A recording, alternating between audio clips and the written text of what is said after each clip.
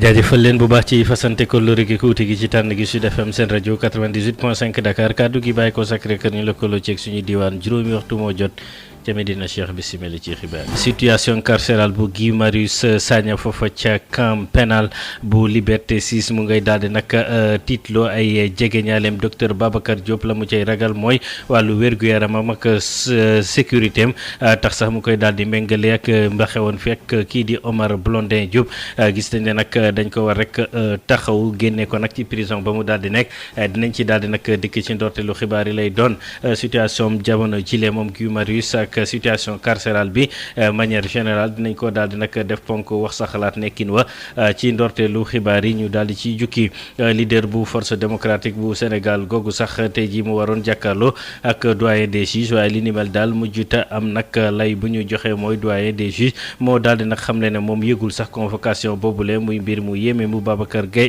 Diop daal di nag jàngat dinañ ci daal di dikk ak Babacar Samb ci biir xibaar yi dinañu ñëw itam ci wàllu déguerpissement yi gannaaw Liberté 6 Thiès seen marché Sam daal dinay jël foofu nag ne ñu lu war a toll ci téeméer ci ay millions bilan bu njëkk bi daal gis nañ ne daal nañ ko ci rek ñàkk commerçant ya di ko ñaawlu jàpp ne nag dañ leen war a wutal feneen fa ñuy dal ba noppi dinañ ci jukki coowal nag déguerpissement yooyu lee mel ni nag jamono jël daal nañ koy accéléré dina doon beneen ponk wax sa xalaat bi di ngeen ci mën a addu ci kanam tuuti lay doon ndaje bi am itam diggante direction bi ñu dénk wàllu commerce ba tey ak wàllu commerçant yi ak état bu Sénégal boulanger yi ak commerçant yooyu nekk fas yéene daal di xool naka la ñuy daal di nag def ba lépp lu aju ci wàllu nag marché bi ñu daal di koy nag pencoo ndaje bi tey ji ci ngoon dinañ ko daal di nag amal dinañ ci daal di dëkk réalité marché bi rawatina yokku njëkk yi ñu daal di nemmeeku ba jamono jile ñooy doon ponk bu mujj bi ñu daal di koy tëj ci kanam ñu jukki ci lakk bu métti bi am itam ca village ba ñuy wax Suntu Kolang mu nga foofu ca rek Tambacounda wetu Sabadola ca commune ba ne ñu nag foofee téeméer ak ñaar fukk ak juróom ci ay néegu ñax daal dinay lakk ba def doom lu bari nag ci xeetu seko daal na itam yàqu dinañ ci jokkoo jeeg Boubacar Tamba ci biir xibaar yi wàllu qualité air bi ñu nemmeeku jaww ji tilim lool mbir moomee itam ak matuwaay yañ cay daal di nag jël yëf yi ba kañ lay daal di nag jëm météo daal na koy rek jàngat dinañ ci jukki toftal ci yeneen i xibaar laata ñuy dikk nag ci tàggat yaram buñ ca noppee ubbi antenne bi xibaar yi daal di buur Alioune Badara Socé moo ne ci sottandikukaay bi faram fànce gi nees kis lay doon.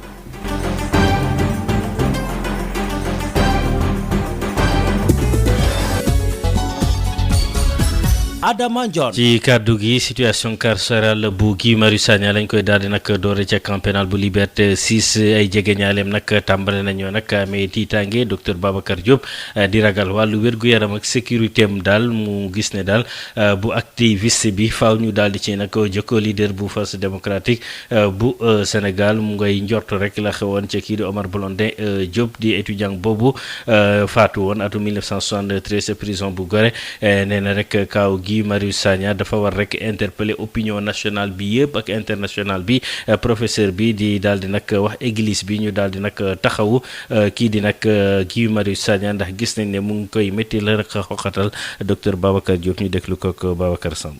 Guy Marius Sagna dafa am lu ñu ko tiital li daloon benn étudiant bu fi nekkoon ñu koy tudde Omar Blondin Diop mu doon yëngu ni Guy Marius Sagna amoon xadar ni Guy Marius Sagna bëggoon dëkkam ni Guy Marius Sagna Omar Blondin Diop ci at mu ñuy wax atum 1973 ñu jël ko yóbbu ko fee ci kaso bu Gorée mu ñàkk fa bakkanam booba ba léegi yoon waxuñu lan moo xew ci dossier boobu kon ñun tiit nañu ci Guy Marius Sagna ay mbokkam tiit nañu ñi nga xamante ni ñoo ko jege tiit nañu ndax bi Guy Marius Sagna dañu ko ber ci kaso bi nga xamante ni fa la nekk ba mënta gis ñi nga xamante ni ñëpp ñoo ko bëgg a gis loolu lépp indi na njàqare ci ñun boole ci ab avocat boo xamante ni mooy défendre état bi di waxal état bi ni Guy Marius Sagna waruñu ko woon a bàyyi sax ba muy dem camp pénal ba muy dem ci juge bi dañoo waroon a jël bal dóor ko keroog ca palais ba ñoom buñ ko dóorul bal ca palais ba mën nañ koo dóor bal ci lekk gi muy lekk war nañ koo dóor bal ci ngelaw li ba wér-gi-yaram jóge fa sooxe wala xelam jóge fa sooxe wala physiquement dundam mën a am mu am problème am ci yaramam moo tax ñun daal am nañu njàqare lool kaaraange Guy Marius Sagna am nañu njàqare ci wér-gi-yaramam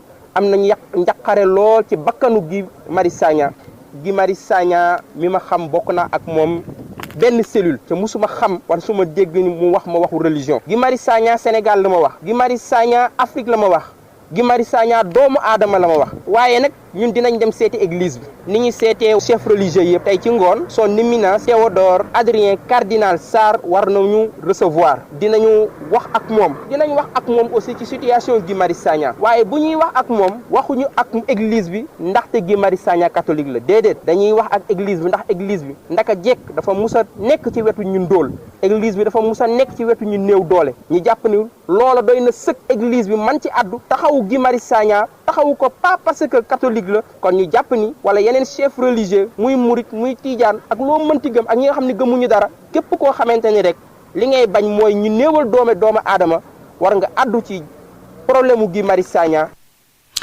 ñu daal di fàtte ne nag cas boobu ak situation yi faral di nekk ci prison bi te ñuy amee jafe-jafe su traitement bi ak xoqatal gi ñu daal di koy pencoo ci kanam moom nag leader bu force démocratique boobu yëkkati kàddu yooyu bu Sénégal moom dafa war a teew te dafa waroon teewti ci kanamu doyen des juges ngir ñu daal di koy déglu ci mbirum lu aju sax ci wàllu nag maltraitance kooku ak xeeti agression yi nga xam ne nag daloon na ko ci Rebeuss waaye nag déglu googu mujjuta am ndax doyen des juges daal na koy xamal ne daal convocation boobu ñu ko daal di def moom ci boppam nag yëgu ko yëf yi daal di koy bett lool wax ne daal contradiction fës na ci justice bu Sénégal ak na muy doxee Babacar Samb. suñu justice su réew mi ngi ci jiixi jaaxe suñu justice su réew tey jii sooxe na suñu justice su réew tey jii ñun ñi nga xamante ni ñooy askan wi mënuñu ci am ci moom confiance. kaddu yi daanaka doy na leader bu force démocratique du Sénégal ngir daal di fësal naqaram waaye itam njaaxareem ci aw yoon nga xamante ni nee na daal dañuy wëy di ko xorñoñal docteur Babacar Diop. pour ñun li muy wane ni rek dañu ragal ni ñàkkul ni am na ay pression yoo xamante ni ñu ngi koy teg ci justice boobu ba justice boobu du mën a def liggéeyam. janoom ak doyen des juges daanaka jotuta am ni ki tey ci talaata ji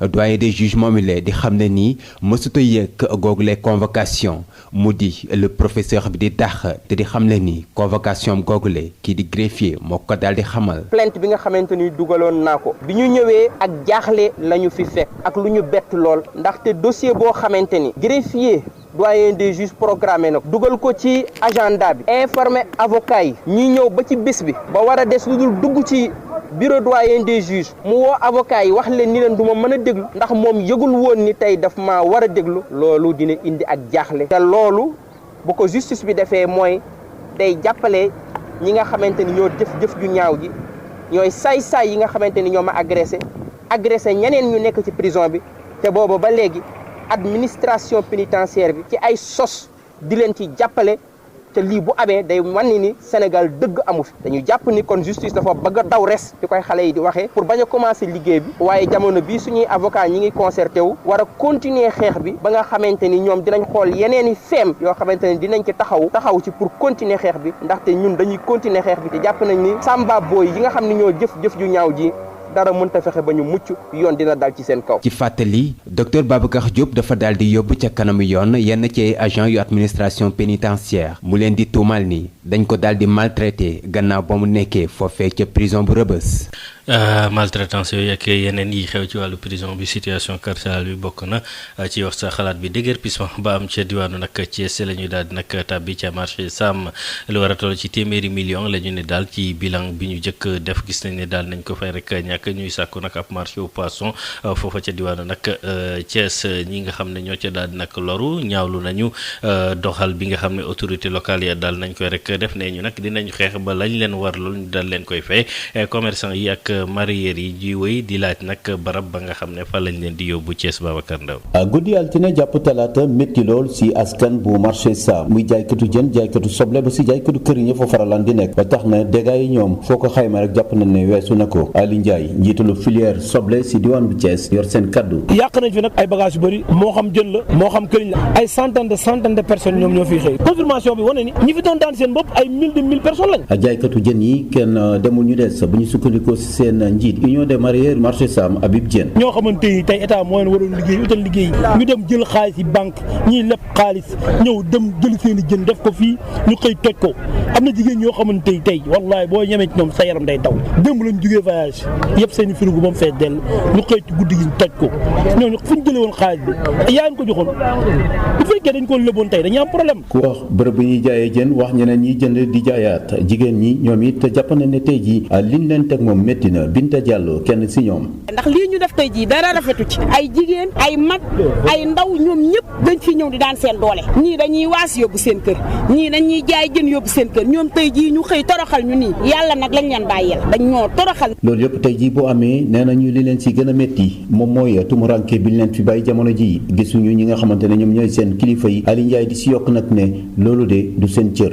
sama kilifa moom du wax dégguma ko moo xam président national ci boppam la Idi Thiam du wax ni déggu ko mukk parce que man maa ko waxal sama bopp beneen bi ci bopp man maa waxaat président départemental mu wax ko deuxième bi mooy def nañ sorti ci média yi mu dégg ko kon lan lay xaar wala moom li ñu ko fale woon da koo dërgindul dara. leneen li moom mooy fa leen bëgg yóbbu di daral pël ñoom nee nañu ànduñu si tey ànduñu si ëllëg ne jumtukaay yi foofu parewul. site bi ñuy wax ni fa lañ war a dellu yóbbu nit ñi ku fa amoon sa xar ñoom doo ko fa yóbbu ñoom ñii kilifa yi la moo xam préfet la moo xam maire la ak comme ci mën a doon doo ko fa def. loolee di poser problème mu marché au poisson fii si Thiès jaaykatu saam ya woon yàgg nañ ko jooy di ko laaj kilifa yi dig nañ leen waaye booba léegi nag gisaguñ ko Babacar Ndaw Thiès Sud FM.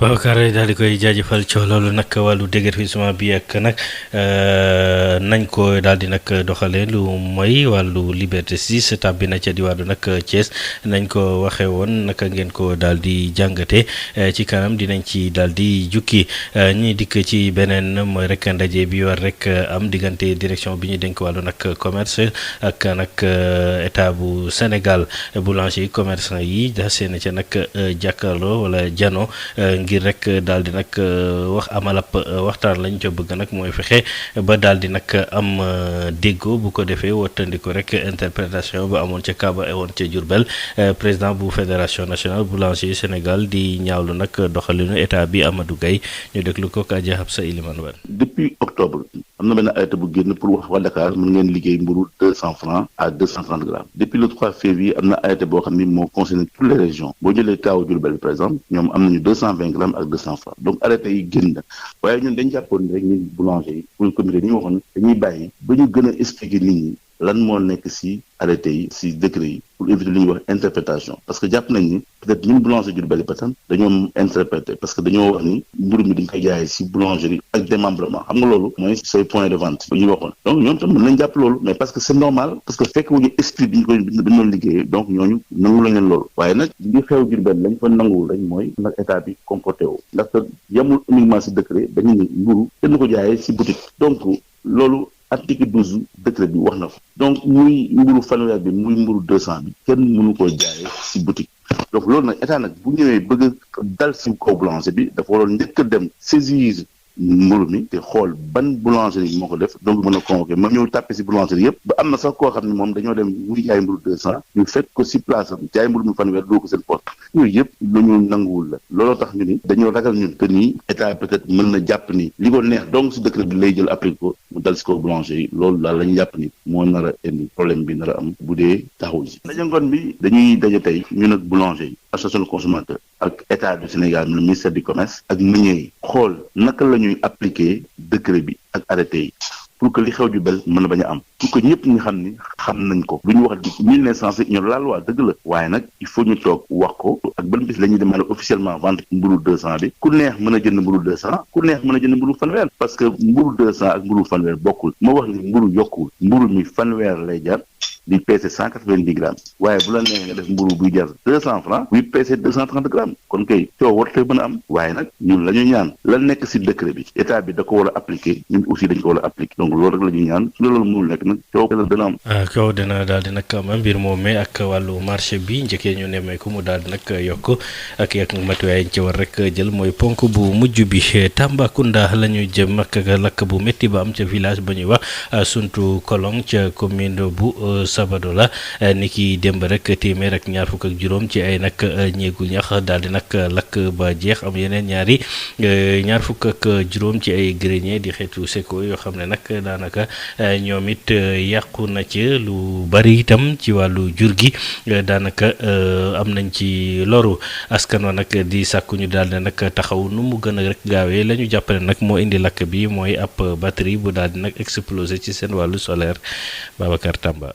dëkk bi di Sumtu Kolon nekk ci commune Sabodala daanaka lakk na ba jeex tàkk naka dëmb Mamadou Sissoko di jaraafu dëkk bi dëggal na loolee ndax siiwal na ni téeméer ak ñaar fukk ak juróom léegu ñax lakk nañu ak tamit seen i dund ak ñenn ñi nga xamante ni ñàkk nañu ci seen i jur suñu borom def kenn ñàkku ci bakkanam ba jëlee fa ay gaañu gaañu ci kàddu yu ñu moom meeru Sabodala dënk benn batterie panneau solaire moo explosé loolee indi bile daay dëkkandoo yi kenn desul ñëpp wala si nañ leen ngir mën a fay safara si jaraafu dëkk bi fas yéene na taxaw tem ngir jàppale leen ci wàllu dund ak masla ak yi ni mel ndax loolay soxla yu jàmp yi moom Mamadou Sissoko di sàkku ndimbal ci partenaire commune ba ak kilifa réew mi ndax yàqu-yàqu yi bari na lool.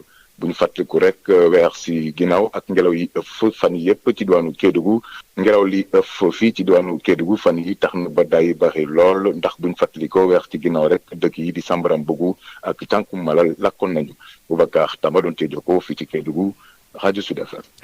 ñoo daal di jukki nag ci qualité bu bon bi am na ci wàllu ngelaw gi ci jaww ji centre bi yore wàllu nag qualité jaww joojule moom daal di nay wax ne rek fii lu aju ci wàllu nag pepp yooyu ñu nemmeeku ci jaww ji dafay daal di nag desandi mu jàpp ne poussière googule dafa bàyyi ko ci désert bu Sahara nekk na loo xam ne nag moo yokk li ni mel loolu itam ci wàllu poussière. boobu jàpp ne Sénégal gi yëpp la te itam dina daal di dem ba fekk alxames mu soog rek daal di dañ wala daal di nag wàññeeku laata boobu nag mën na indil jafe-jafe ñu bari rawatina ci seen wàllu nooyi seen activités yi nga xam ne yu ci bari dafa daal di wàññeeku chiffre d'affaires yi itam daanaka daal di dettu gannaaw bés bi nag daal di métti ci ñennat ci gëstu bañ ca def ci couche poussière bi ñu daal di nemmeeku aji faatu bari ndakaaru yeewu ak poussière bu jéggi dayoo li sax dem ba jàpp nooyi kaay gi ndaxte ñu bëri dañoo am jafe-jafe ngir nooyi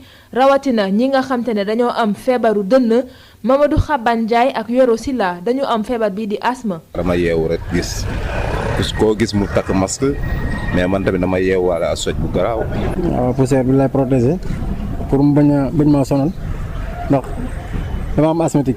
ci parking bi nga xamte ne borom taxi ñoo fi gaare Mamadou Xaban Ndiaye taxaw di xaar ñu daal di ko jébbal caabi otoom bi nga xamte ne dañ ko doon raxas nga xamte ne dafa pëndoon ba ñuul moom nag mi ngi daal di takk masque waaye loolu terewul chauffeur bi nee na bu gisul lu mu xam dafay daal di ñibbi ca këram. moo dee ba gisuma la ma xëy ma dem sama kër tëdd. kii itam di jaay ndekki di Fatou Bodia moom itam xalaat bi mu ngi koy dugal ci boppam ndaxte li mu gis rek moo di ne ba mu ubbee ba léegi client mi gisu ci kenn. moom kay yàq na suñu liggéey bi yëpp depuis suba ba tey ñu ngi nii di pousser di pompe di dépoussiérer di dindi poussière yëpp depuis suba 10 heures kay bu daan fekk fii da doon xumb waaye tey moom gisuñu benn client moom kay bu dee liiwul kay moom ñu toog xaar ba beneen rek ba poussière bi arrêté nu ñuy def.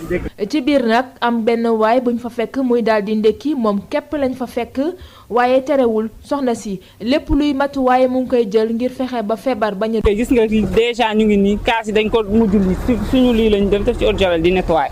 muy masque wala col wala sax mouchoir mel na ni ku nekk ak li nga tollool moom ngay daal di def ngir mucc ci poussière bi jéggi dayoo bi ñu nemmeeku fi ci Ndakaaru waaye bi la poussière mel na ni dafa nar di wëy di fi nekk ba fi yëkk alxames bi ñu jëm bu ñu sukkandikoo ci centre bi nga xam te ne mooy toppatoo wàllu qualité de l'air fi ci Ndakaaru.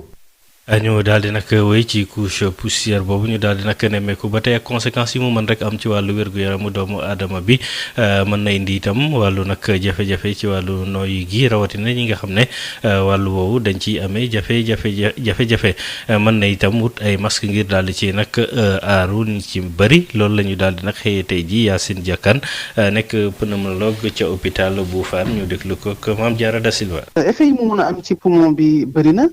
dina yëngal feebar yi nga xamante ne lu mel ni asthme wala lu yenn xeetu feebar yi nga xamante ne mooy BPCO nag mu ngi dal ñi nga xamante ne surtout dañuy tux ñoon lay gën a dal mën na leen sonal lool te ñi muy gën a yàpp mooy ñooñu wala ñi nga xamante ne seen dënn dafa oyof mooy ñi nga xam boo xoolee mësoon nañu am feebaru dënn bu yàgg ba nga xam ne feebaru dënn bi am na ay léget bu boobaa poussière bi su bëree ni mën na leen indil jafe-jafe ñi muy gën a dal tamit mooy xale yi parce que xale yi seen matuwaay ci défendre ci poumon yeeg yooyu matagul wala ñi nga xamante ne ay mag lañu mag yi nga xamante ne ñoom lu bëri mënatuñu ko loolu daal lañu xalaat. léegi nag naka la ñu mën a aaree suñu bopp ci poussière bi. waaw surtout ñi may gën a waxal mooy ñi nga xamante ne dañoo am asthme wala ñu am xeetu feebar yooyu ma doon wax ne du ci indi pon bi moo koy indi lu ci bëri pon bi moo koy indi bu fekkee ne mun nañu bañ a génn wala ñu génn ci anam yoo xamante ne il faut ñu jël masque protégé wu loolu daal la mooy sunu gis-gis ci mbir mi. ci di ñu desandi ci wàllu boobu ba tey ndax nag dafa yem ak mardi gras xale yi nag ngir bañ leen daal di exposé nag ci poussière boobu tax na yu ciy bari ñu daal di koy nag yemale li ci mel ni jeux yi ñuy def ci biti ci cours bi sax kenn taxawaaluwul ci école yu ci mel ni nag le petit futé la ko waral mooy nag qualité bu bon bu ngelaw bi ñu daal leen dajale ci salle de classe yi Fatoumata Diallo. ñu ngi fii nag ci école bi ñu dippee le petit futé ba ñu duggee ñu ngi dégg nag riiru musique bi waaye nag gisuñu kenn ci cours bi li ko waral nag moo di poussière bu bari bi nekk ci dëkk bi tey ngir nag bañ xale yi nag poussière boobu dal leen ki nga xam ni moo di maîtresse Safietou moom mi ngi xam le ni mardi gras bi ren bi ci classe bi la koy féetee. mardi gras tey moom ñu ngi koy féete ak xale yi wax dëgg yàlla waaye nag mu am tuuti tolof boo xamante ne poussière bi dafa bari lool ba tax na fi mu nekk nii nañ ko bëggee woon daal duñ ko mën a def poussière bi tax na ne ba mënuñoo génn xale xam nga xale yi li ci ëpp dañoo asthmatique te poussière bi bu ñu génnee rek day yëngal seen day yëngal seen asthme bi donc moo tax nag tey nag xew mi rek ci biir classe yi lañ koy defee. at yi weesu nag mardi gras bi dañ ko daan amalee ci kuuru l'école bi. bu njëkk nag dañ daan génn ci biti ñi ci kaw élémentaire bi wàcc fekk si ñi ci suuf koy def carnaval. ci classe bi nga xam ne moom la maîtresse Safietou yore xale yi li ëpp ci ñoom ñu ngi déguisé wu Spiderman marié ak docteur Kofi. princesse yi défilé génn héros yi Batman Spiderman yi génn traditionnel yi génn cosaan yi lébu yeeg joolaay ak yooñu ñooñu la ñuy boole marié yi daal di cee topp tey sax dañ koy def nii rek koy def ci biir classe yi. xale yi nag ñoom nag am na ñu mbégte tey di fêter mardi gras même su dee tamit fête bi ñu koy amal ci seen biiri classe. Mardi gras marque quoi les enfants? ñu daal di ñëw ci leneen mooy wàllu coronavirus bi CEDEAO yi di ko waajal ba ay jumtuwaay sax la ñu daal di jébbal waa Ndakaaru ci wàllu nag personnel bi yore wàllu nag santé bi loolu dafay daal di tax lépp loo xam ne nuru na ko ci seen wàllu nag gëstu ci Covid 19 boobu ñu gën koo teel a rek ràññee am na atelier régional bañ ca daal di nag amal ci wooteeg Institut Pasteur ci loolu nag ay experts yu CEDEAO dinañ daal di proposé plan boo xam ne moom la ñu bëgg a xeexee mbir mi docteur Abdourahmane Sow bu OMS àdduna ci ñu déglu ko ak Dominique Kama. Institut Pasteur de Dakar. waaw tey dañ fi daje ci Institut Pasteur de Dakar pour former dëkk yi nga xam te ne ñoo nekk ci Afrique sowu jant ci yokk seen capacité ñu mën a détecter ci li gën a gaaw fekkee ne am nañu ay cas suspect de coronavirus. li ñu fi dajale tey ci ay dëkk mat na fukki dëkk ak juróom-ñett yoo xam te ne ñëpp ñoo ngi ci Afrique de l'Ouest ak aussi ñetti dëkk yoo xam te ne mooy sunu ay dëkkandoo comme Mauritanie comme Tchad ak ñeneen parce que soo aaree sa bopp rek te aaroo ñeneen ñi tamit y aura toujours la menace loolu moo tax ba tey jii ñëpp daje fii nii pour yokk seen capacité mais aussi jox leen ay jumtukaay yoo xam te ni suñ ñibbee daañu mën a faire face et que tester fekkee ne am nañu ay cas suspect parce que tey jii nii feebar bi nekkatul rek une épidémie bul yam ci benn dëkk dafa tas et que ni nit ñi di tukkee ak nit ñi ni ñuy jokkalante fi ci dëkk yi dafa tax ba dëkk bu nekk da nga war a renforcer ses capacités ba nga xam ne daa mën a am loo mën a détecter rapidement cas et après jël toutes les dispositions yi war a jël pour éviter mu propager wu noonu ci dëkk bi. laboratoire benn élément bu am solo la ci mbiru xeex feebar mais loolu rek doyul parce que soo amee laboratoire tamit war nga am jumtukaay yi war ànd ak moom war nga am aussi ay nit yu ñu former mais aussi war nga am aussi li ngay liggéeyee et que ñëpp ñi nga xam te ne ñoo ngi participer ci formation bi ñu def tey suñu ñibbi daa leen jox lépp luy jumtukaay lépp luy matériel réactif consommable yi nga xam te moom la ñuy soxloo pour mu def test bi ba nga xam ne soo xoolee carte Afrique bi léegi au début ñetti pays ñoo amoon ay capacité pour diagnostiquer mais tey pratiquement tous les pays africains yi gën a mag pays gën a ndaw ñëpp pratiquement am nañu capacité réactif yeeg consommable yi ak nit yi ñu formé yi. ñu doore ko nag ak tournoi qualificatif bu Jeux olympiques yi ci gannaaw ba nga xamee ne Mamadou Ndiaye ak kii di Matar Sambu ci wàllu boxe daal nañ leen rek ak Souleymane Sy sax ñoom ñëpp dañ leen daal di éliminer ni kiy démb élimination yi nga xam ne nag daanaka bettiwul kenn bu ñu sukkandikoo ci directeur technique national bi la mu gis mooy ñàkkum préparation bu mat moo waral li ni mel waaye teewul ñi des ci doomu Sénégal ñaar yi ñu ngi daal di am yaakaar ci ñoom Joseph Diouf mi DTN bi bokk suñu déglu ko ak El Hadji Malick Ndiaye. mu ngi jógee ci préparation bi waaw sélection bi préparation bi programme bu ñu defaroon dafa tëmbal depuis octobre bale passé dafa amoon ñaari programme benn programme boo xam ne ñoom boxeur du Sénégal yoo xam ne ñoom ñoo am kattan ci nekk ci équipe nationale Sénégal bi dañu waroon am préparation bu mag bu waroon xam dafa waroon tàmbali octobre ba dem février xam nga ñeneen xale yi nga xam ne ñoom ñu ngi leen doon jokkoo ak ñoom ci biti ñoo xam ne ñoo jógee bitim réew ñoom ñu ngi doon déglu di xool seen préparation ak seen combat yi ñu am bitim réew ñooñu dañoo waroon ñëw weer balaa commencé c'est-à-dire janvier la ñu waroon ñëw décembre la ñu waroon ñëw pardon ci décembre bi bu ñu ñëwoon fekk déjà Sénégalais yi ñoo xam ne ñoom la ñu jël ñu tàmbali seen programme de préparation fii Sénégal dañoo waroon am benn compétition bu mag a mag boo xam ne dañ leen jël par catégorie bu fekkee ne ñett yëpp dañu waroon tase aller ak retour ñaari yoon xam nga boo ko defee da nga xam ne kii du ngi sël képp koo xam ne yaa ci mën nag c'est que tu es le meilleur Sénégalais en ce moment loolu la ñu nattoon nat boobu nag mujjul am Sénégal yi fi nekk mujj ñu am seen regroupement mujj ñu am seen préparation ndax amuñu moyen maanaam amuñu xaalis pour defar loolu waaw dafa soxla xaalis boo xam ne dañ ko waroon def jox ko xale yi ñu mën a dem dikkaat di liggéey entraîneurs yi mën a am jot mën leen waajal. ñu daal di nag ñëw ci match Ligue des Champions diggante Chelsea Bayern équipe boobu di Naples ak Barça nga xam ne nag ci attraction 8e de finale yi la daal di bokk ale yi ci wàllu Ligue des Champions ci talaata jile njàngat bi nga xam ne nag ñi koy daal di suivre bu baax daal nañ ko ci rek def ci micro trottoir bu Ismaïla Marcel Colli. Chelsea ak Bayern moom ku leen xam ne ñaari équipe yu mag a mag nañ yu mag a mag sax di def ay jàllale rëy seen championnat jamono ji Chelsea nag bon bien vrai que ne instant yi nii taxu kaa nekk mais nañu moytu parce que équipe bu mag la waaw ba pare temps yi si ngay Giroud yeewu na te Giroud moom fu mu yeewoo na nga xamante ne moom caaxe dina boy dina métti trop incha allah. diggante Naples ak Bayern. non foofu moom amul sax ay demal ma ñëw Barça dina ko dóor yu métti te yàgg waaw bu ko dóorul 3 daal yërëm ko mën na ko dóor 2-0. waaw ñaari match yu mag la ñaari match yu am solo sax bi ci njëkk mooy Chelsea mooy dalal ki nga xam ne mooy Bayern Munich nekk leader ci Bundesliga Chelsea nag ay équipe bu xale la ba pare seen coach xale la teg ci bu ñu nekkee ñoom seen dëkk dañuy football. ñu daal di fàttali ponk yi nii la tëddee kaw Guy Marius Sagna ak mbiram wàllu santé ak sécurité bañ cee daal di nag njort ak woote taxaw gi ci la bokk wàllu déguerpissement bi le cas ba ca Thiès ak Liberté 6 bu ci mujj mooy wàllu yokkute njëkk yi ci marché bi commerçant yi boulanger yi tey jii fas yéene daje ak sax direction bu commerce bu ko defee nguur gi ñu daal di nag xool naka la ñu rek arrondir seen i nag gis-gis ci wàllu woowu soo see ñu jël ci nekk ci ligne bi 88 628 98 98 bi réew mi bitim réew 33 841 22 33.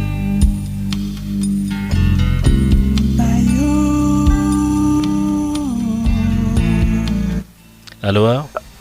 Adama fu tum na. waaw mi nga rek. Pam ak Cinde. bali nga jën alhamdulilah. waaw jaajëf waay di ziar saa si mbuub di nuyu Bàcci Sis. ak waa si sébi yëpp benn poto ñaari poto. Adama. waaw gis nga mbiru Guy Marius Sagna nee naa la dossier ku xam dossier am la dossier béton la yore. dossier am dafa compliqué nañu bàyyi justice mu dawal yoonam parce que réew du caaxaan. séer si nee nañ caaxaan fa baax na réew kenn du ko yor du caaxaan. dañu bàyyi li ñuy def amul bopp amul génn parce que président Macky Sall nee naa leen ku am fit la teey la te yaaram dëgg la ku am ijaaba la du dëgg ñun dañu gëm politique am di ko jàppale wuñ ko si loo xamante ni du dëgg dafa ñëw pour tabax réew mi te ñële dañu jóg pour saboter du dëgg président réew yor réew nu mu méttee ay ñoo xamante ni booyu ndaw amuñu palto amuñu place chaque jour marche chaque jour naan dañuy jéem a dem palais newanaawe giri pale ku ko laal sa loxo lakk du dëgg maam Cheikh newoon na nag ca xisam ba dina dem jamono xale yi ñooy yar xale yi bët dafa taxawee ñaar ci ne jàkk ne gisul ak ki gëmm tey gis du dëgg sénégalais yi président Macky Sall wax nañ lu ne rajo yi ci télévision yi ci WhatsApp yi ci Facebook bi mais 24 dëgg dana jib dëgg dafa jib ba démb la woon anniversaire bi du dëgg population yi grand électeurs yi président la ñu àndal moom la ñu àndal tey moom la ñu àndal suba dañuy sonal seen bopp rek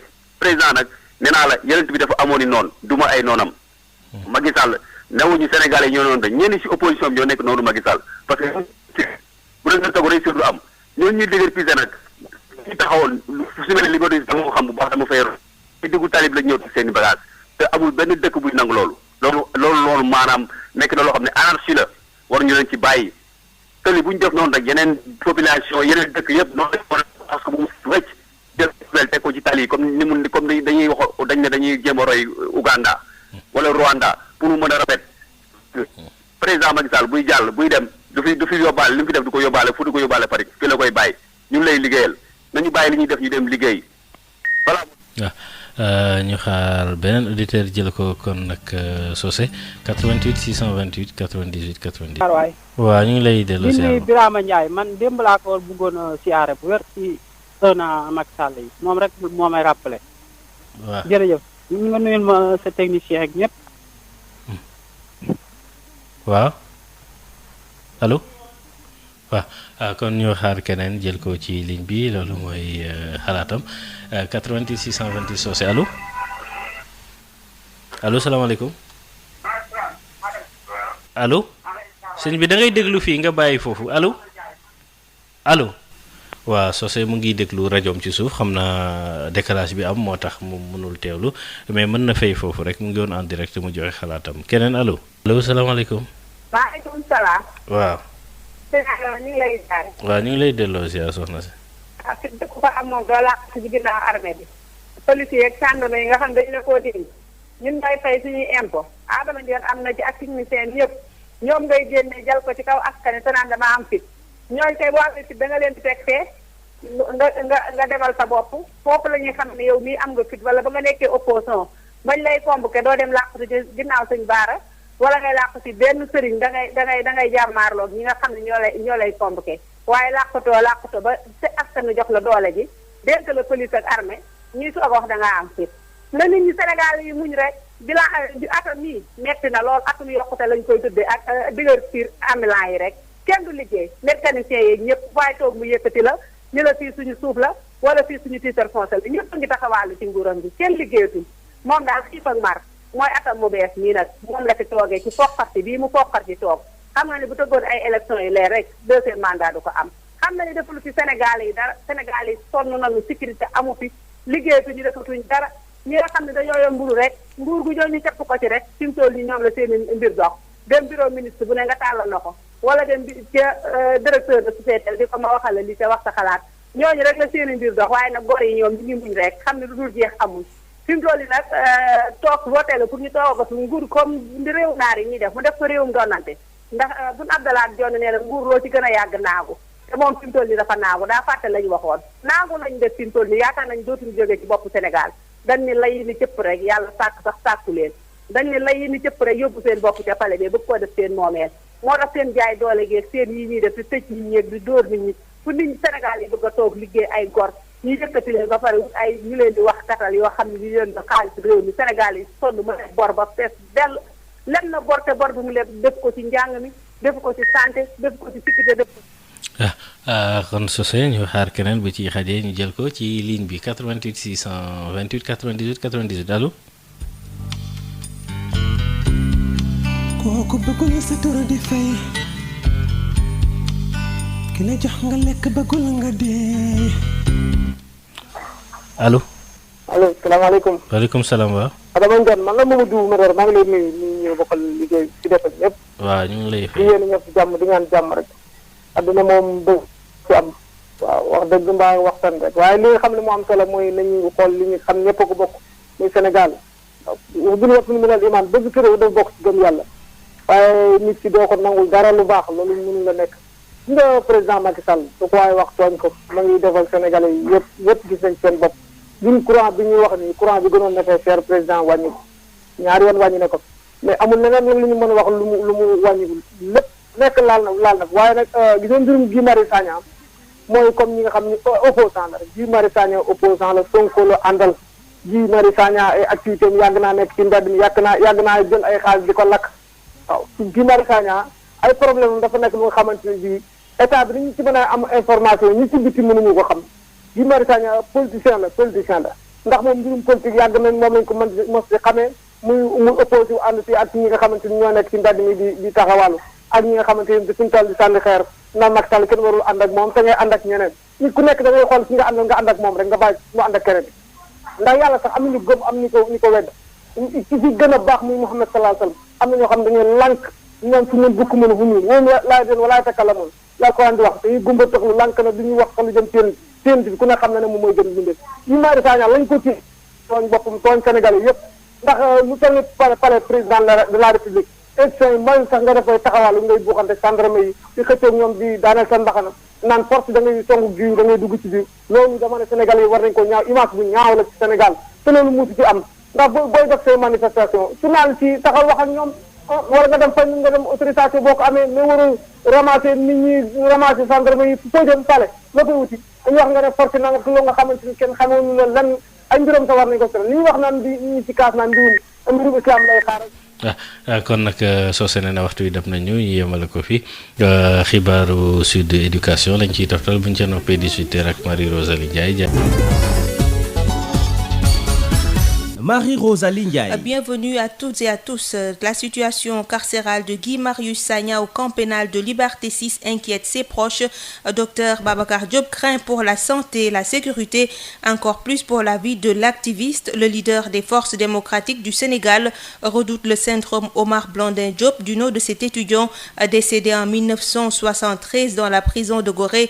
Le cas Guy Marius Sagna doit interpeller l'opinion nationale et internationale, selon le professeur qui demande également à l'Église de réagir car l'activiste est victime de persécution et de domination. Docteur Babacar Diop ne cautionne pas l'idée que le chef de file du mouvement France Dégage serait emprisonné parce qu'il est de confession catholique. On l'écoute. Guy Marius Sagna, sa situation nous inquiète sa propre famille, inquiète ses propres proches. Et nous craignons le pire. Nous craignons le syndrome Omar Blondin Diop. Souvenez-vous de cet étudiant qui a été tué le 11 mai 1973 dans la prison de Gorée. Aujourd'hui, le syndrome Omar Blondin Diop hante notre sommeil parce que un avocat de la place, un insulteur public, défenseur des causes perdues, a osé dire ici devant tout le monde que Guy Marius Sagna devait être abattu. Et depuis lors, cet avocat n'a pas été entendu par le juge. C'est pourquoi nous craignons le pire et nous pensons qu'il n'est pas en sécurité. Nous craignons pour son intégrité physique, son intégrité morale, nous craignons pour sa sécurité, nous craignons pour sa vie et nous pensons que l'opinion publique nationale et l'opinion publique internationale doivent se mobiliser pour sauver le soldat Guy Marius Sagna. Je ne peux pas dire, je ne saurais ni assumer, ni endosser, encore moins défendre l'idée qu'il est en prison parce qu'il est catholique. Guy Marius Sagna, que j'ai côtoyé, avec qui j'ai partagé la même cellule pendant plusieurs jours, ne m'a jamais parlé de religion. Il m'a toujours parlé du Sénégal, de l'Afrique. La patrie de Guy Marius Sagna, c'est l'humain, ce sont les pauvres. Mais nous interpellons l'Église. Nous ne le faisons pas parce que Guy Marius Sagna est de confession catholique. Nous interpellons l'Église ce soir. J'irai à la rencontre de son éminence Théodore Adrien, cardinal Sarr, qui m'a fait l'honneur de me recevoir ce soir. Je lui parlerai de l'affaire Guy Marius Sagna. Parce que l'Église, c'est une tradition émancipatrice et libératrice. Nous interpellons l'Église parce que l'Église a été toujours du côté des pauvres, persécutés, dominés. Et Guy Marius Sagna est persécuté. Guy Marius Sagna est dominé. C'est la raison pour laquelle nous irons vers l'Église. Nous faisons confiance à cette Église-là. Cette Église-là défendra Guy Marius Sagna, non pas parce que Guy Marius Sagna est catholique, mais parce que Guy Marius Sagna aujourd'hui incarne le visage du pauvre. C'est là des propos du docteur Babacar Diop au micro de Babacar Samb. Le leader des forces démocratiques du Sénégal s'est présenté ce matin chez le doyen des juges pour une audition sur l'affaire de maltraitance et d'agression dont il aurait fait l'objet à Rebeuss. Mais l'audition n'a pas eu lieu. Le doyen des juges dit qu'il n'était au courant de cette convocation. Selon le professeur, très étonnant de la part de la justice sénégalaise qui étale au grand jour ses propres contradictions, regrette Dr Babacar Diop. Les détails avec Babacar Sombre. La justice de notre pays ne cesse de nous surprendre, de nous décevoir et de nous inquiéter. Ces mots suffisent au leader des forces démocratiques du Sénégal pour dire son indignation, mais aussi son étonnement face à une justice qui, selon lui, subit une pression. Dr Babacar Diop. C'est très étonnant, c'est une bizarrerie et la justice étale au grand jour ses propres contradictions, des dysfonctionnements internes très inquiétants. C'est pourquoi c'est très regrettable ce que nous avons vécu ce matin. Mais nous pensons que la vérité est que pour nous c'est notre sentiment et que la justice subit une pression. Il y a pour cette affaire pas d'autre explication. Son audition n'a pas finalement eu lieu car le doyen des juges n'a pas été informé, ce que refute le professeur qui indique avoir bien reçu une convocation du greffier. Pour un dossier qui a été programmé par son greffier lui-même, qui en a informé les avocats, qui m'ont informé depuis plus d'une semaine. Le doyen des juges vient de nous dire que lui-même, il n'a pas été informé. Nos avocats sont en réunion, vont continuer la bataille. La justice doit faire son travail et les agents de l'administration pénitentiaire n'ont aucun moyen d'échapper. Et c'est la raison pour laquelle nous disons que dans un premier temps, lorsque nous avons parlé de cette affaire, nous avons été voués aux gémonies par l'administration pénitentiaire qui a tenté de discréditer, de nous vilipender dans un premier temps, publiant un communiqué de presse pour me discréditer et pour protéger les agresseurs et les tortionnaires qui m'ont agressé. Nous demandons à la justice de faire son travail dans cette affaire. Pour rappel, Dr Babacar Diop avait déposé une plainte contre des agents de l'administration pénitentiaire. Il les accuse de l'avoir maltraité lors de son séjour carcéral à la maison d'arrêt et de correction de Rebeuss. Sud FM. Très mauvaise qualité de l'air, le centre de gestion de la qualité de l'air relève une hausse des concentrations de particules dans l'air et les poussières désertiques en provenance du Sahara constituent le facteur aggravant. Cette couche dense de poussière intéresse l'ensemble du territoire. La poussière devrait se dissiper dès jeudi, mais en attendant, elle affecte de nombreuses personnes. Entre problèmes respiratoires, baisse d'activité et de chiffre d'affaires, la journée est difficile sous cette couche de poussière. Un reportage de Adi Fatoubari. Une couche de poussière dense recouvre la capitale sénégalaise depuis hier soir. Une concentration de particules qui affecte la respiration et qui irrite les narines. Et les plus touchées sont les personnes souffrant de maladies respiratoires. Mamadou Khaban Ndiaye et Yoro Silla sont asthmatiques. Mais man tamit dama yeewaale à soj bu garaaw. Poussière bi lay protéger. Je me protège contre la poussière puisque je suis asthmatique. Dans ce parking réservé aux chauffeurs de taxi, Mamadou Khaban Ndiaye attend qu'on finisse de laver sa voiture recouverte de poussière. Muni d'un masque, le chauffeur n'exclut pas de finir plus tôt que d'habitude sa journée de travail si la poussière persiste. Idem pour la gargotière Fatou Bodjan. En cause, la restauratrice tarde à voir ses habituels clients.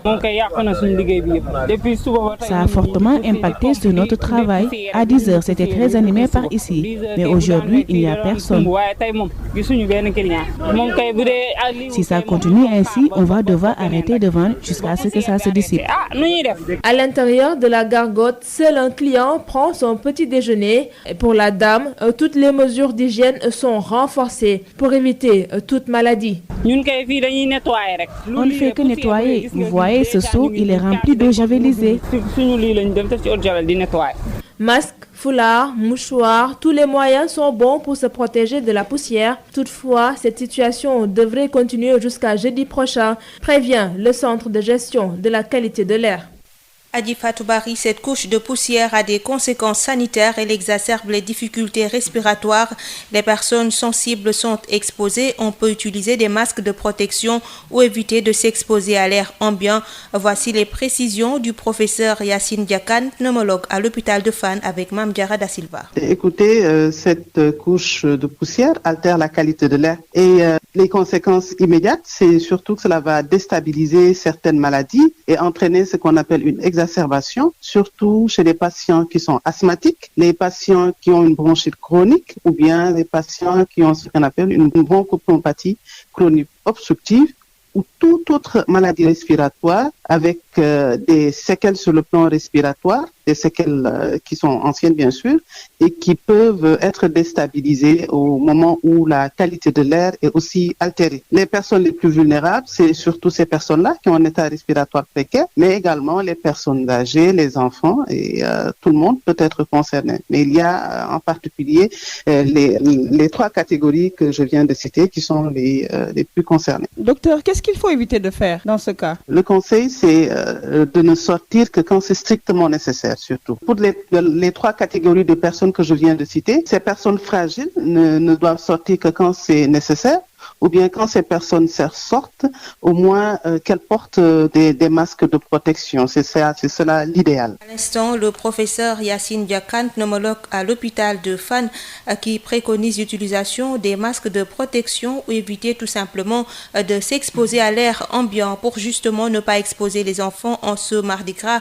Pas de procession, pas de jeu dans la cour à l'école Le Petit Futé.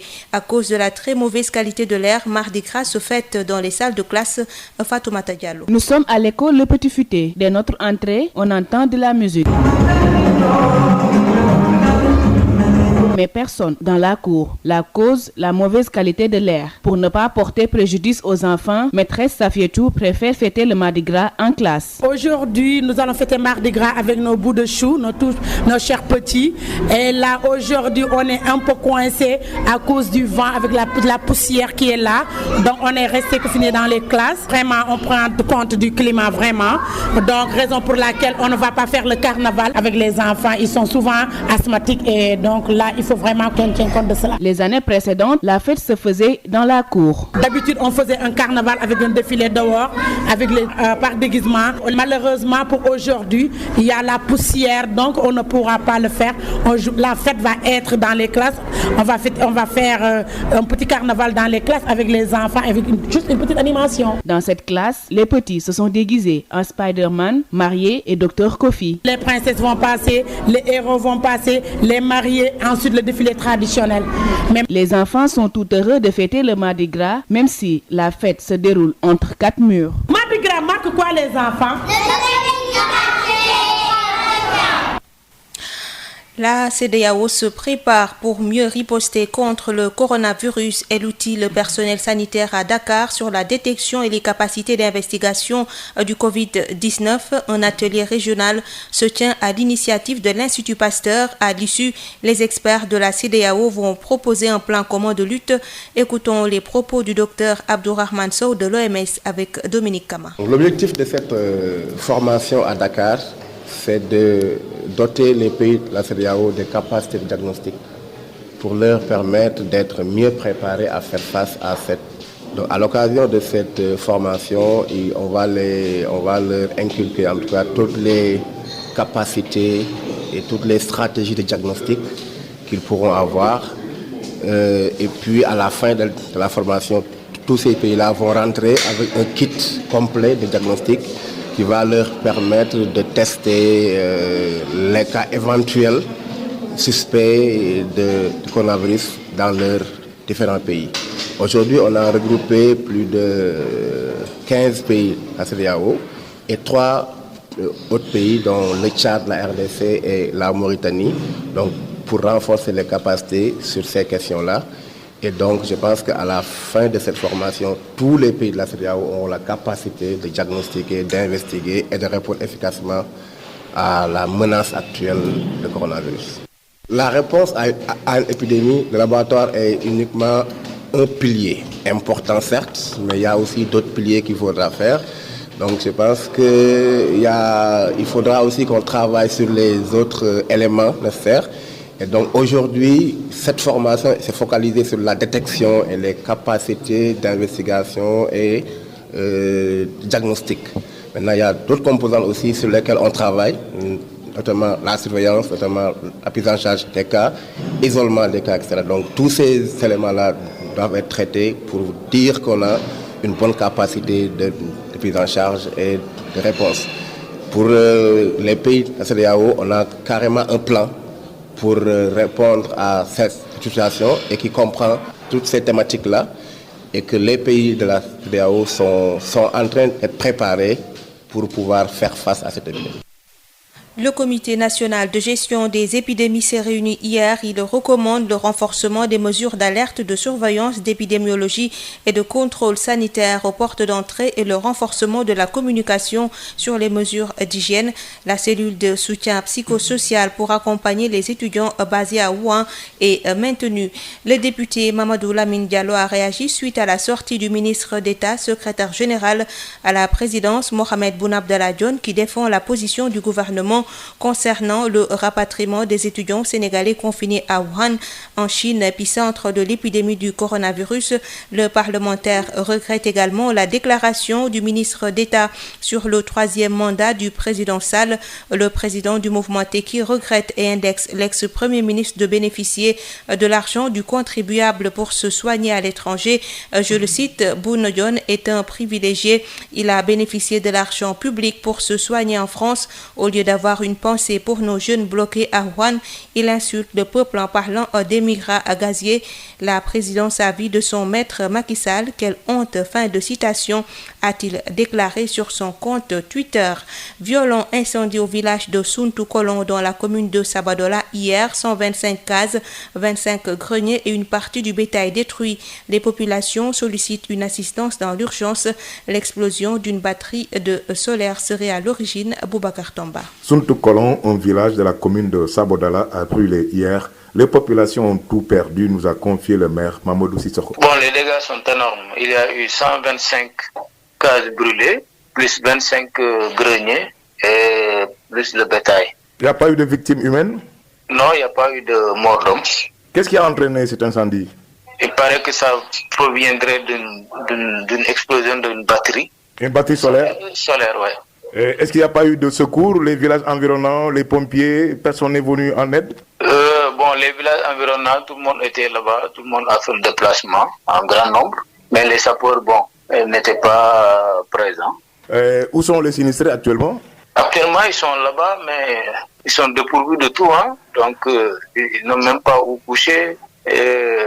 Tous les vivres étaient brûlés, donc derrière ça, il paraîtrait que, bon, c'est Branson qui avait préparé pour ces gens-là la nuit dernière, voilà, pour pouvoir dîner, quoi. Et au niveau de votre commune, qu'est-ce que vous comptez faire en tant que maire? On va réagir en donnant des vivres et probablement des matelas. Et vous lancez un appel aussi aux autorités centrales? Voilà, on lance un appel aux autorités centrales, mais aussi aux partenaires qui est là, la SGO, aux personnes de bonne volonté également, de venir en aide à ces gens-là qui ont tout perdu. À la faveur des vents qui soufflent dans la région de Kédougou, les incendies deviennent monnaie courante. On se le rappelle, il y a quelques semaines, les villages de Sambrambougou et Tchankoumalal avaient aussi été dévorés par des flammes. Boubacar Tamba, Kédougou, Sud-Afrique. La direction du commerce intérieur, l'État et les boulangers ainsi que les commerçants se rencontrent cet après-midi. Objectif, arrondir les angles et éviter les mauvaises interprétations comme cela a été le cas à Diourbel. Déguerpissement des occupants du marché Sam de Thiès, une centaine de millions. C'est le premier bilan des dégâts enregistrés au marché aux poissons de Sam à Thiès. Les victimes déplorent l'attitude des autorités locales et entendent se battre pour entrer dans leurs droits. Des commerçants et marailleurs qui continuent d'exiger un marché aux poissons à Thiès. Babacar Ndao. Au lendemain des opérations de déguerpissement au marché Sam, les ex-occupants du site, toujours dans l'amertume, évaluent les dégâts. On ne peut pas constater les dégâts aujourd'hui parce qu'il y a énormément de dégâts. On a été combien de fois déguerpis? On a perdu combien de millions? Centaines de personnes. Vendeurs de poissons, commerçants et exploitants forestiers, tous décrient la mesure de l'autorité pour le compte d'un privé. Papanar, un des responsables des marailleurs. Tout ce qu'on peut dire aujourd'hui, c'est que le président de la République, M. Macky Sall, a insulté de nouveau le secteur informel. Chaque vendeur, au moins, il a perdu plus de 500 000 francs. Est-ce que le président de la République peut payer ça? Il ne peut pas payer le secteur informel. Le président de la République devait accompagner le secteur informel. Il devait les subventionner, les financer. Or, il les a maltraités, il les a insultés aujourd'hui. La communauté des commerçants de Thiès ne pardonnera jamais ces autorités. C'est fait inacceptable. On ne les pardonnera jamais. Des déguerpis qui squattent les autres coins du marché central et celui de Darussalam. À pas question, selon eux, de rejoindre le site de Daral Peul. Site bi ñuy wax ne fa lañ war a dellu yóbbu nit ñi ku fa amoon sa xar ñoom doo ko fa yóbbu ñoom ñii kilifa yi laa moo xam préfet la moo xam maire la ak comme ci mën a doon doo fa def. L'absence des représentants des organisations faîtières, en l'occurrence l'UNACOIS, l'Union des mareyeurs ou l'Union des exploitants forestiers du Sénégal, une absence décriée par les désormais ex-occupants de SAM. Nous sentons l'absence des autorités, surtout dans le secteur informel. Tous nos présidents sont absents aujourd'hui, Union nationale des mareyeurs du Sénégal, ou bien qui sont dans l'UNACOIS. Mais pourquoi? Thiès attend toujours son marché aux poissons et fruits. Babacar Ndaw, Thiès sur la fin. Sud International. L'actualité internationale nous mène en Italie qui compte maintenant 283 cas de coronavirus, la plupart étant localisés en Lombardie, une région frontalière avec la Suisse. Les États européens craignent que le virus devienne viral et ont chargé leur ministre de la Santé de se réunir d'urgence à Rome. Pendant ce temps, les systèmes de détection sont mis à rude épreuve entre sous-détection, durée de l'isolement et tests.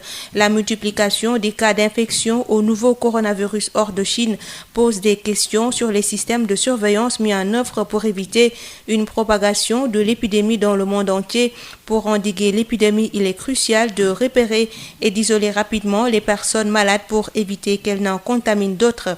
Or, selon l'AFP, des chercheurs de l'Imperial College de Londres ont estimé vendredi qu'environ les 2/3 des cas de Covid-19 sortis de Chine sont restés indétectés au niveau mondial, avec pour résultat potentiel de multiples chaînes non détectées de transmission humaine hors Chine. Dans d'autres travaux parus lundi, une équipe anglo-américaine estime que plus de la moitié des personnes infectées échappent au dépistage. Une des difficultés que pose ce virus, c'est le fait qu'il y a tout un spectre de manifestations cliniques, dont des formes légères avec peu de symptômes.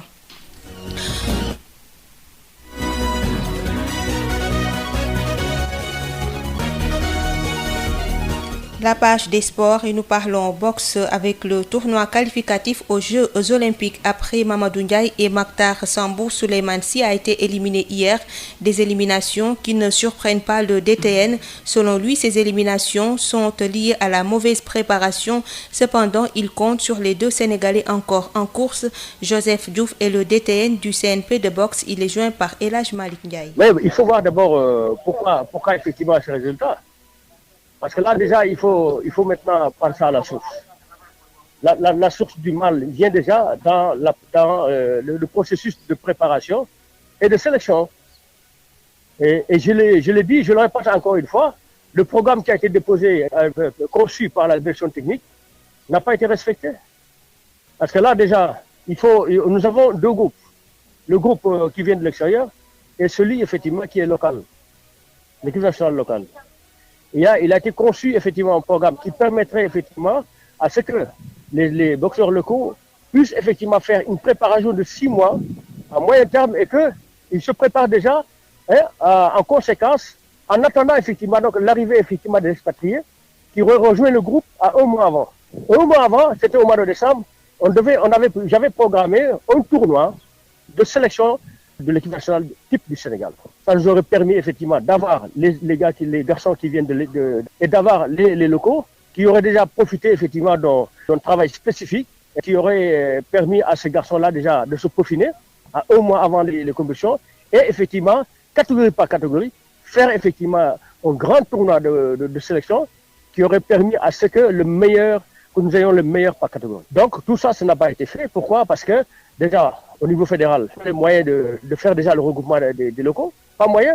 Les gosses qui viennent de l'extérieur aussi, il y avait un problème de prise en charge pour qu'ils viennent 1 mois avant. Troisièmement, maintenant, c'est que au niveau du budget, il n'était pas prévu effectivement donc au niveau du ministère et du comité olympique, il n'était pas prévu la préparation des équipes de l'équipe de boxe. Tu vois? Donc, mais c'était au niveau des rôles, c'était à la fédération de chercher les moyens et de mettre ce programme en place pour que les garçons soient prêts maintenant et que nous ayons les meilleurs Sénégalais, extérieurs comme à l'intérieur du pays. À l'instant, Joseph Diouf, directeur technique national du CNP de boxe. Chelsea, Bayern, Naples, Barça seront l'attraction des 8e de finale aller de la Ligue des Champions de ce mardi 25 février. Pour les férus du ballon rond rencontrés, les avis sont partagés. Pour certains, ces 2 matchs seront âprement disputés, même si le Barça et le Bayern partent favoris. Pour d'autres, bien que Chelsea soit en méforme, l'équipe crée la surprise.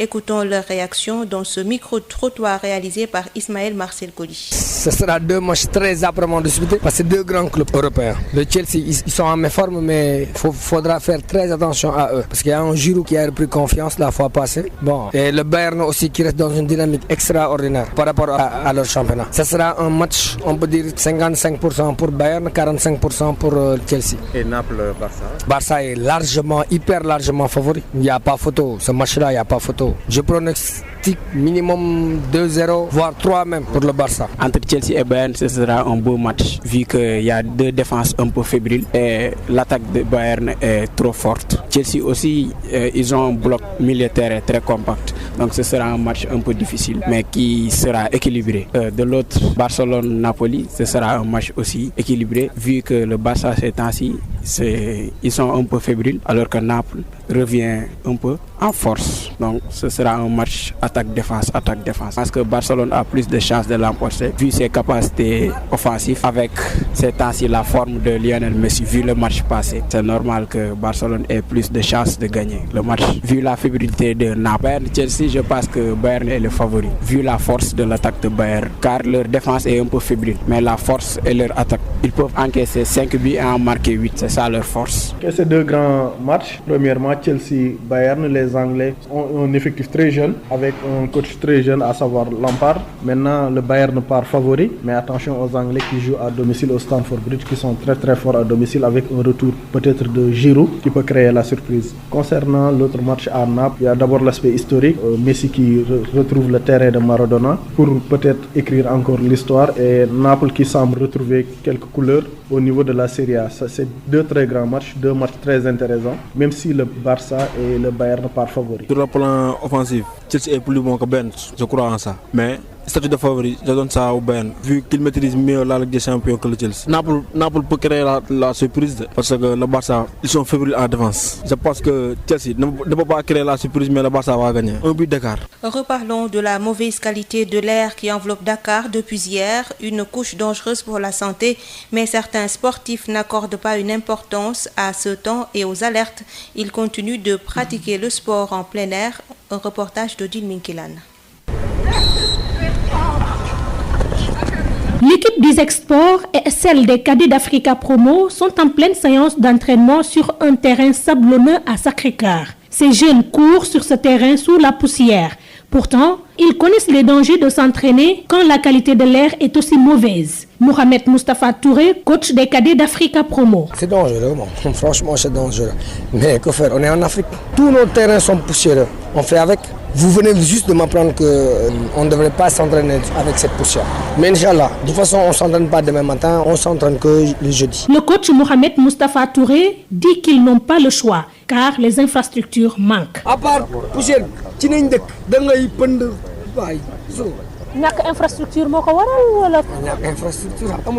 sur ce même terrain, cet homme d'une quarantaine d'années s'entraîne également. Mais lui porte un masque. Il explique son geste. C'est pas bon de faire du sport comme ça là. En principe, de ne pas faire du sport. Mais moi, bon, comme j'ai l'habitude de faire du sport chaque matin, comme j'ai senti qu'il y avait de poussière, j'ai préféré mettre ça. Donc je suis quand même plus ou moins protégé. Mais pour ceux-là, ils sont vraiment exposés. Je ne sais pas. Apparemment, ils ne connaissent pas les méfaits. Même moi-même, quelqu'un m'a dit non. Quand je suis sorti, il m'a dit mais ce que tu fais là, c'est pas bon. Après, automatiquement, je dis bon, je prends mon casque pour le faire. Bon, moi, je fais un sport de maintien juste pour marcher un peu. Mais eux, ils font un sport intensif.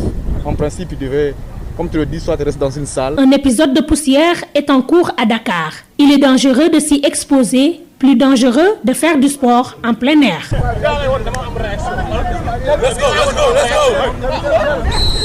Merci beaucoup Odile Minkilan, et voilà qui met fin à la page des sports. Tout de suite place au journal de l'économie avec Rapsa Elimanouane. La BICIS, Banque internationale pour le commerce et l'industrie du Sénégal, la BICIS, la banque Le Monde qui change, vous offre le journal de l'économie. Bienvenue dans ce journal de l'économie. Ranérou, département le plus pauvre du Sénégal, a tenu sa première édition du Forum économique pour enclencher son envol.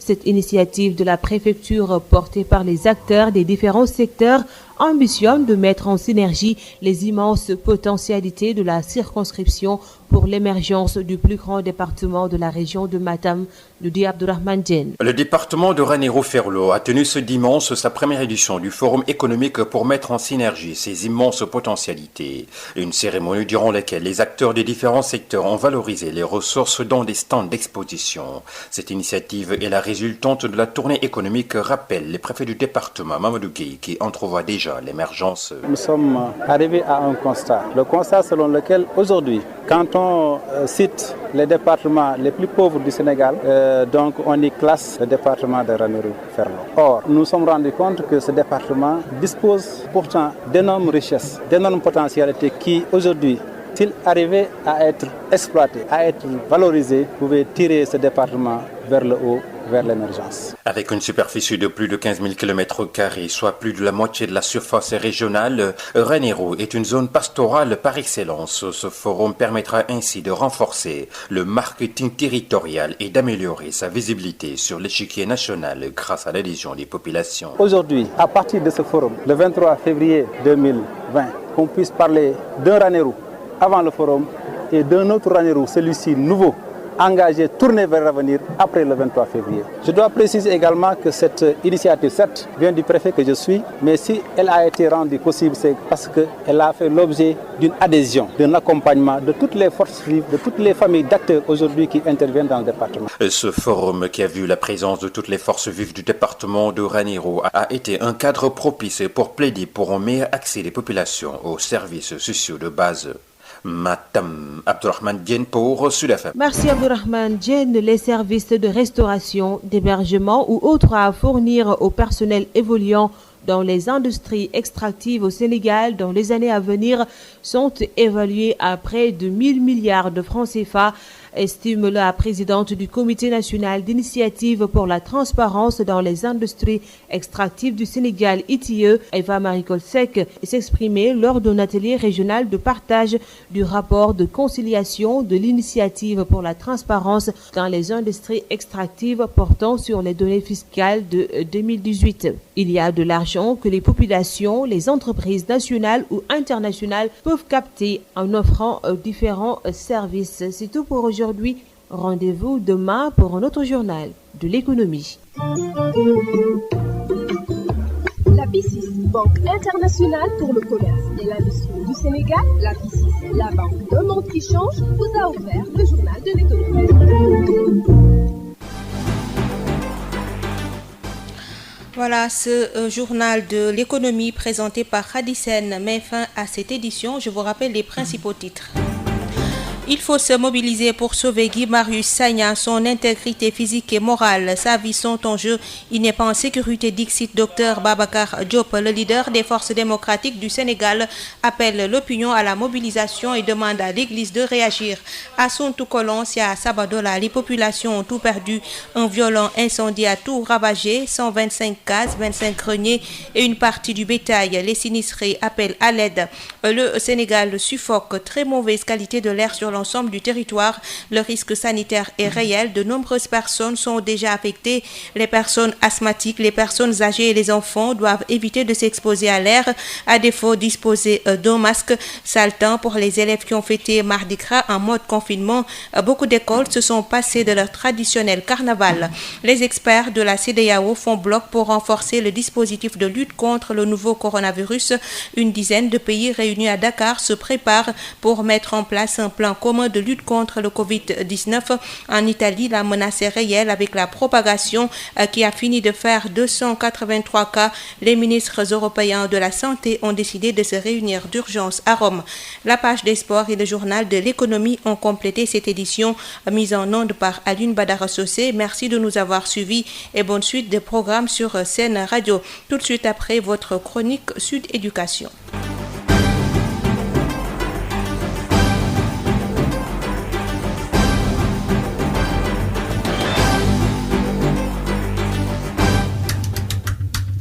Sud Éducation. Nous sommes des enfants. Tenir un enfant par la main, l'aider à traverser les âges, à affronter la vie en toute quiétude. Tu lèves un genou. Sud Éducation. Info, astuces et conseils pour encadrer au mieux les enfants dans leurs études, leurs loisirs et leur bien-être. Sud Éducation, la toute nouvelle émission de Sud FM en compagnie de Mariem et Aïda. Tu lèves un genou. tu lèves l'autre genou et maintenant tu sautes. Bonjour chers auditeurs, bienvenue dans le numéro 79 de Sud Éducation en compagnie de Mariem. Bonjour Mariem. Bonjour Aïda. Mariem, de quoi allons-nous parler aujourd'hui ? Alors Aïda, aujourd'hui nous allons aborder un thème un petit peu difficile à aborder, c'est-à-dire comment élever un enfant que l'on n'aime pas, en tout cas un enfant avec lequel on n'a pas d'affinité. Enfin, difficile peut-être, mais surtout bizarre. Voilà ma première question, Mariem, c'est comment peut-on se retrouver dans une situation où on élève un enfant que l'on n'aime pas ? Alors Aïda, commençons déjà par définir le terme ne pas aimer un enfant, parce que ça signifie en fait un enfant avec lequel on n'a pas d'atome crochu, avec lequel on n'accroche pas du tout, avec lequel il n'y a aucun lien. Et cette situation peut arriver par exemple lorsqu'on s'est remarié et qu'on va donc devoir élever les enfants du nouveau conjoint, que ce soit donc un père, une mère, etc. Et ça peut être également un enfant qui nous a été confié, comme par exemple l'enfant d'une sœur, d'un frère, d'un cousin. En tout cas, un enfant qui n'a pas été voulu, qui n'a pas été attendu, qui n'a pas été souhaité et dont la présence nous est imposée. Alors, Mariem, un enfant est un enfant avec toute la définition qu'on peut donner à ce mot-là. Comment est-il possible de ne pas aimer un enfant, voire de détester un enfant ? Alors, d'abord, il est tout à fait possible de ne pas aimer un enfant. Il est possible de détester un enfant parce que c'est vrai qu'on a l'habitude de vivre dans cette idée que tout le monde aime les enfants, que les enfants sont absolument adorables et qu'on peut absolument tout leur pardonner. Mais il n'est pas possible, il est tout à fait possible, d'être avec un enfant qu'on n'aime pas. D'abord parce que cet enfant va avoir un caractère extrême. Par exemple, il est trop timide, il est trop extravagant, il est trop extraverti, ou il est trop boudeur, ou il est trop maladroit. Et en général, donc tout ce qui est extrême, on a tendance, mais même quand on est le parent de l'enfant, à avoir un peu de mal à gérer ça. Et quand on n'a aucun rapport avec l'enfant ou qu'on n'est pas son parent direct, en tout cas, ça peut être très très énervant et ça peut pousser carrément à ne pas du tout aimer cet enfant. Et alors, c'est vrai que quand on a un enfant qui est notre enfant à nous, qui est sorti, on va dire, de nous-mêmes, qui porte nos gènes, on a beaucoup plus d'indulgence parce qu'en fait, parfois on reconnaît l'enfant, on se reconnaît en l'enfant, ou alors on reconnaît un parent, on reconnaît un frère, une sœur, et finalement on a beaucoup plus d'indulgence pour un enfant qui est le nôtre. En revanche, pour des enfants qui ne sont pas les nôtres, on va être beaucoup plus impatient. Et puis il y a aussi des personnes qui n'ont juste pas l'habitude d'être dans l'entourage des enfants, et toutes les bêtises que font les enfants, que racontent les enfants, vont les agacer à l'extrême jusqu'à vraiment même presque les détester. Alors il faut aussi dire que parfois on déteste un enfant parce qu'il s'est passé quelque chose de particulier qui est lié à l'histoire personnelle ou familiale de la personne à qui on a confié l'enfant, donc de l'adulte qui élève l'enfant. Par exemple, la maman de l'enfant dont était proche, qui était très proche donc de l'adulte qui élève l'enfant, est décédée en le mettant au monde, et presque inconsciemment on va considérer que cet enfant est la cause de ce décès alors que lui il n'y est pour rien. Ou encore l'arrivée de l'enfant déséquilibre complètement